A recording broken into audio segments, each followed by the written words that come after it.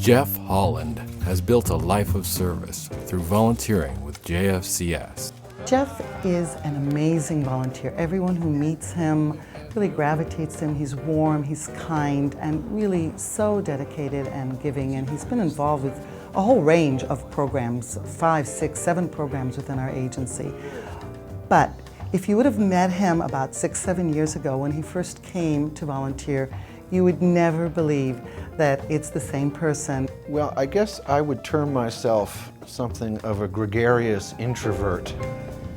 But I was realizing 6 or 7 years ago it would be good for me to have a little bit more social contact. And at that time I also didn't have a whole lot of Jewish contact. Jeff began making those connections when he volunteered for the agency's food program. I always knew that I could count on him to be there, and to be there with a smile and, you know, his brawn and a huge heart in packing up this food that was going to go and nourish our clients who really needed the help. It was social, it was fun, I enjoyed packing. It was a really good gig. Years later, in this same program, I actually did deliver the grocery bags, and that was one of the more interesting experiences that I've had at JFCS. First, it took me into various areas of the city that I typically haven't been in. Also, I got the chance to see how much these food deliveries were really helping people and how appreciative they were. Oh, hello. Soon thereafter, I became aware of the Chicken Supers program. That is sponsored by several synagogues in partner with the agency, where they prepare hot meals, and they're really good hot meals, and they're delivered to disability clients. How are you? You help me live. I can't do everything myself. The square meal, you know. Thank you so much. Oh, you're so welcome. And then I got hooked up with the Tenderloin Outreach Project.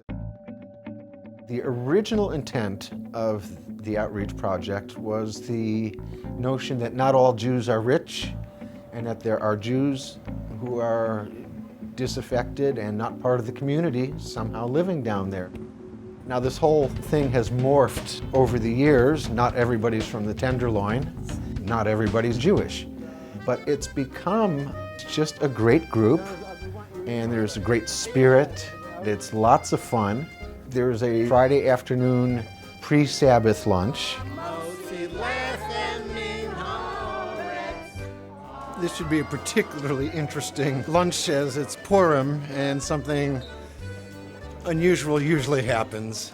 Rabbi Camille Angel will lead us in the prayers and talk a little bit about the holiday of Purim. And here's your paper. Oh, God. So I do this as much for me as for you, you know. Mekadesh HaShabbat L'chaim L'chaim.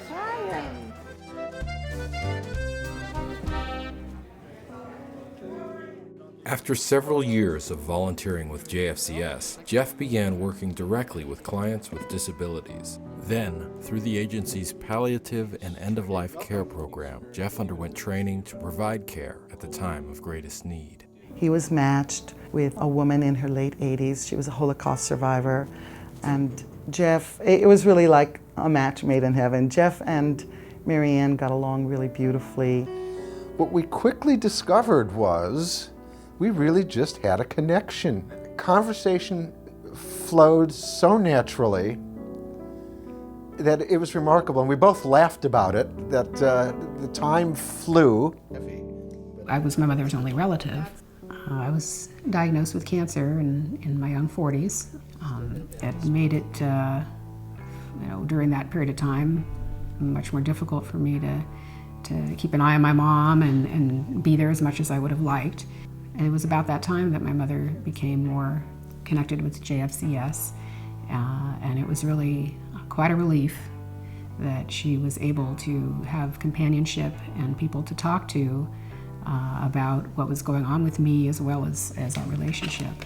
I like that photo. That's just so classic. Oh. 60s. That looks like an era shot to me. And the scarf and the smoke. Define an era. Yes. That's great. I really like that picture. I always liked making her laugh because she had a really good booming laugh. And sometimes when she laughed, she would just kind of roll over on the couch and just kind of give it all up.